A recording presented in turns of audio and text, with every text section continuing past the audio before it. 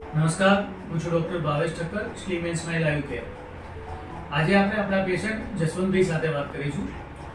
જસવંતભાઈએ 3 મહિનામાં 7-8 કિલો જેટલું વજન ઘટાડ્યું છે. તેમને પહેલા ડાયાબિટીસ હતો. એમનું 7-8 કિલો વજન ઘટવાથી એમનું ડાયાબિટીસ ક્લિયર થઈ ગયો છે. તો આવો જસવંતભાઈ સાથે વાત કરીએ. શું નામ છે આપનું? પટેલ જસવંત.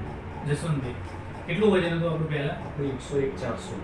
101 કિલો અને 400 ગ્રામ વજન હતું. અત્યારે કેટલું છે? 94-300. આજનું વજન એમનું 94 કિલો 300 ગ્રામ, મતલબ એમનું 7 કિલો વજન ઘટ્યું છે. કેટલા સમયમાં ઘટ્યું છે? સમથિંગ 2.5 મહિના. 2.5 થી 3 મહિના જેવું થયું છે. પહેલા આપણને શું તકલીફ હતી? ડાયાબિટીસ હતો. એના માટેની તમારે ટેબ્લેટ ચાલુ હતી. ટેબ્લેટ ચાલુ કઈ ટેબ્લેટ હતી?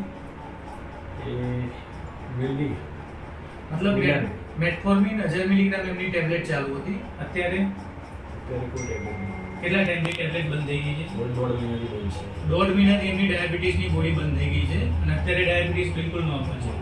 3 મહિનાની એવરેજ કેટલી આવી એમને? 5.5. એમની 3 મહિનાની એવરેજ એક વીક પહેલા 5.5 આવી છે.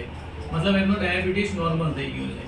તો જે લોકોનું વજન વધારે હોય છે, એ લોકોને બીપી અને ડાયાબિટીસ હોય છે, તેઓ તેમનું વજન ઘટાડે અને સાથે સાથે બીપી અને ડાયાબિટીસ રિવર્સ થાય એ પ્રમાણેનો ડાયટ ફોલો કરે તો બીપી અને ડાયાબિટીસની ગોળી કાયમી માટે બંધ થઈ જતી હોય છે. Thank you.